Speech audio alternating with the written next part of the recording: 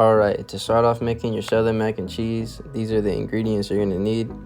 Your salt. I use sea salt, but you could use whatever salt you want. Creole kick.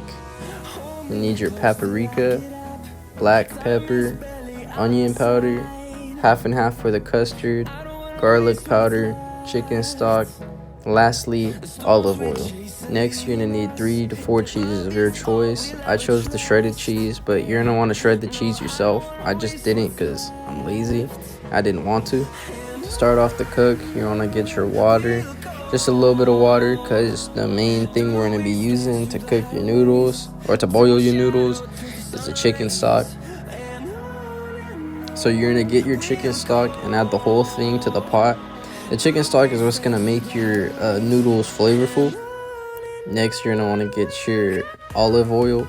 Not too much olive oil. Just around that much is good. Next, you want to pour some salt in there. A little bit of black pepper. And you want to turn the stove on. Wait for it to get to a boil. Once it's looking like this, you're good to add your noodles. I added a little bit too much noodles.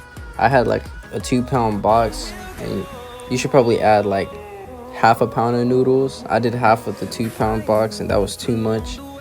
Next, you're gonna want to stir it while it's cooking. You're not gonna want to cook the noodles all the way.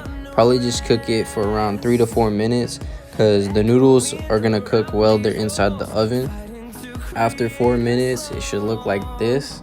You're gonna want to strain it, pour it into a bowl. Once you pour it into a bowl, you're gonna want to add your butter. Once you get your butter looking like this, you're gonna want to stir it. After that's done, you're gonna want to get your sour cream. Add about that much. Want to stir that up. The sour cream is gonna make your mac and cheese nice and creamy.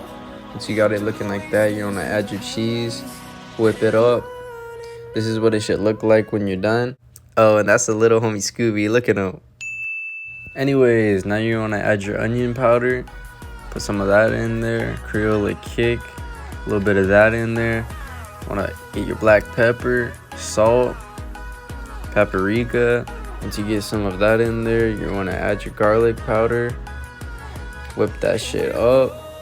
Once you're done with that, you want to add your cheese. I added the mozzarella first, sharp cheddar. Once you're done with that, it's time to move on to the custard. To start off with the custard, you want to get your half and half. Pour about half of the half and half in there. Get your sour cream. About that much is good. This is what thickens it up. You want to get your whole milk. Add your whole milk. 2 eggs. It doesn't matter what color your eggs are. You can use white or orange. You want to whisk it. Once you're done whisking it, add your paprika. Little bit of Creole kick. Onion powder. I thought this was a garlic powder. I added way too much. Garlic powder. A little bit of salt. Your black pepper. Then you want to feed your dog. This part you're gonna need your skillet. I didn't have a skillet because they cost way too much. So what I did was I melted some butter and I couldn't heat up my pot, so I just put butter in there. I'm pretty sure this is so that it doesn't stick. Once you get it looking like that, it's time for the final part. Add your first layer of mac and cheese and spread it out so that it looks like this. Next, you're gonna add your custard. Don't add too much, just evenly spread it out. Add a little bit of cheese of your choice. I added mozzarella, sharp cheddar. You want to add your paprika. This is what's going to make your mac and cheese visually stand out. You're just going to want to repeat those steps until your palette is full. Once it's full, you're going to want to put it in the oven at 350 degrees. And from this point, you're going to wait around 25 to 30 minutes for it to cook. And now we're pulling it out. This is the final product. This is how your mac and cheese should look. You see that reddish on it? That's the paprika. That's that reddish visual I said it would give to your mac and cheese. You can't tell me, come on, you can't tell me this shit don't look fire.